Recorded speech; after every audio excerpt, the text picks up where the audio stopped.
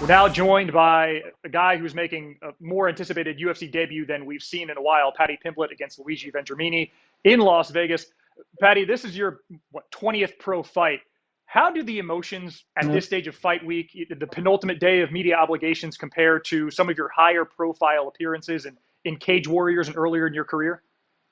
Well, I always say that Cage Warriors, they were so good to me. Some of the wages I got off them and the promotion I got was absolutely brilliant. To be honest, the fights that I had on Cage Warriors in the Echo Arena in my hometown, where I sold it, I sold the arena out on my own, off my own back. I had more pressure on me in them fights than I have in this one, 100%. Like, I'm not even feeling pressure for this fight, lad. This is just another day at the office for me. Well, it's been 5+ years of UFC overtures to get you into the octagon, from varying degrees. Why was now the right time to make the move? Well, when I first got offered, I was only 21. I was killing myself to make featherweight. I was very unprofessional. I was out partying 3 nights a weekend. I was going to the gym on a Monday morning after 2 hours sleep. I just wasn't an athlete. I was just a fighter, and talent was getting me everywhere. Just me raw talent. Then when they offered me in 2018, I had to get hand surgery, and I also had a world title fight coming up. As I say, Cage Warriors were giving me more wages than what I'm getting for this fight, and I was getting paid in pounds, not dollars. So it was pretty stupid of me to not do them fights. Like, I've got my own house with my own mortgage back home now. I paid my mum's mortgage off. I got my sister a new kitchen. Know what I mean? I helped my family out with that money, so that's why I always say I'm forever grateful for the Cage Warriors. But now was the right time. Like, I'm a different breed now. I'm a like I've said it in other interviews. I'm a different specimen now. I was a fighter then. I'm an athlete now. Back then, I never even done strength and conditioning. I didn't look at my nutrition properly. Now I've got a proper strength and conditioning coach who does everything with me. Paul Reed, he's the main man. Now I'm an athlete. Know what I mean? I do everything from both sides. Everyone's gonna notice me physique when I step into the cage. Even at the weigh-in, I've only got £6 to lose, lad. Know what I mean? In 2 days. When I fought Julian and Rosa and Adnan Armani, I lost £18, £19 overnight. Well, you're not the only one on this card who's accustomed to being paid in pounds. I mean, you look up and down, Darren Till in the main event, Tom Aspinall, Molly McCann, and others. This card was supposed to be in London. It gets moved to the Yeah, Apex. What changes for you with the change in venue? nothing. It's just no crowd. But my last 2 fights I've had no crowd, and I've got 2 emphatic first round finishes. So this is good for me, lad. I'm looking forward to this so much. As you say, the only thing is now I'm getting paid in dollars. So when I see Dana later or tomorrow, I'm gonna ask him, these bonuses, can we put them up to 75 G's so that they actually are £50,000? Because I need it, lad. As I said, I've got my own mortgage now, lad. I'm not living in my mum's no more. I've got bills to pay. Your opponent, Luigi Vendramini, he debuted in the UFC at welterweight. He's spent time at Factory X and Alpha Male. If you weren't fighting the guy, what would you say about his acumen as a mixed martial artist? I, I don't really care. You know what I mean? I don't think he's on my level. I think I'm levels above him, and I'm gonna prove that when it comes down to fight night. I I don't think anywhere the fight goes, he's better than me. I've got better jiu-jitsu, better wrestling, and better striking. I don't care what gym he trains at, where he goes to hone his skills. He's never gonna be like me, and he's never fought anyone like me, and that's gonna show come fight night. I can't wait to bump into him. I still haven't even bumped into him, lad. I can't wait to bump into him and call him a something. So do you think if you do cross paths with him, that will give you an advantage once you actually do meet, once things are sanctioned this weekend? Yeah, it's because, as you say, he debuted at welterweight. He's going to think he's coming into this fight bigger fighter, stronger. And it's not the case. I know I'm going to be just as physically strong and big as him.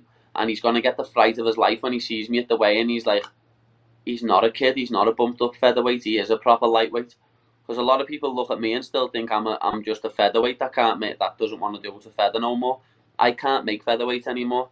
I've had like medical stuff done where they check how much bone density and that you've got. I can't make featherweight anymore. I'm too big for it. I'm a natural lightweight, and I'm going to show everyone that when I knock them out in the first round. And you told John Morgan earlier this week, perhaps it was earlier today, that you would be disappointed if this fight even saw a third round.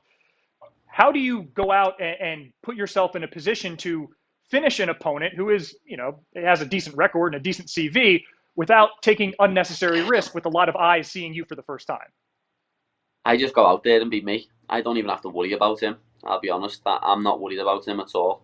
I'm just going to crack on as I do, and it'll show come fight night, because, as I say, I'm on fire this camp. Like, this is the best. It's very cliche, but this is the best camp of my life.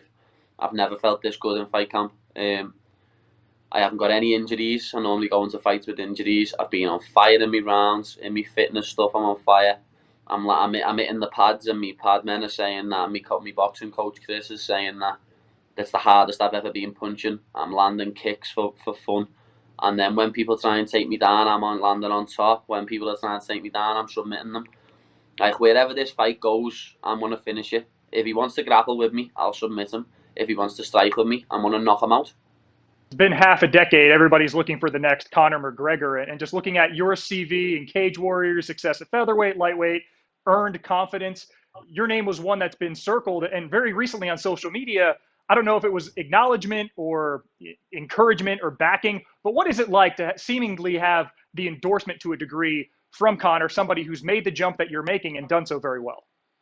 Yeah, it's amazing, knowing me. It's nice to have a little good look off him. He's one of the biggest names the sport's ever seen, man. It's that simple, and it was just nice to. I woke up at like 4 in the morning to go to the toilet for a week, and as I went to the toilet, I looked at my phone and was like, "Hey, Conor McGregor, what?" You know what I mean? I was like, "That's a mad one," but as I say, it's nice to have someone who's such a big name in the sport, and also the fact that he was on Cage Warriors and he's got a past like me. I've been compared to him a lot in the past, but I'm not Conor McGregor, and Conor McGregor's not Paddy the Baddy. Like, I'm my own man. I always will be. No one's like me, lad. I'm just a different kettle of fish. Well, something Conor is known for is the cerebral mastery of this game, at least when he was the champ. So take us into your mind in the moments before a walkout. Very little crowd or no crowd. What's going to be the internal monologue like for Paddy the Baddy before his UFC debut? As it always is, I'm just totally focused on hitting my opponent. You know what I mean? Like, when my song comes on, lad, I get very into it. I love my song. When my song comes on, lad, I start clapping and I get down to the beat and that. But when I get in the cage, that's it. I click and I change into a different person. Like, you'll notice it when you watch me fight. I'm bouncing out, happy, big smiles on my face, singing my song, and then as soon as that cage door shuts, that's it. I change. I zone out, and a different person comes out of me, and you'll see that when the cage door shuts, and I turn and I go into autopilot, and I absolutely ruin Luigi Vendramini's life. Merseyside finest making his UFC debut this weekend. Paddy, thanks so much, and best of luck on your UFC debut. You're more than welcome. Thank you for having me on, fella. Thanks for watching ESPN on YouTube. For live streaming sports and premium content, subscribe to ESPN+.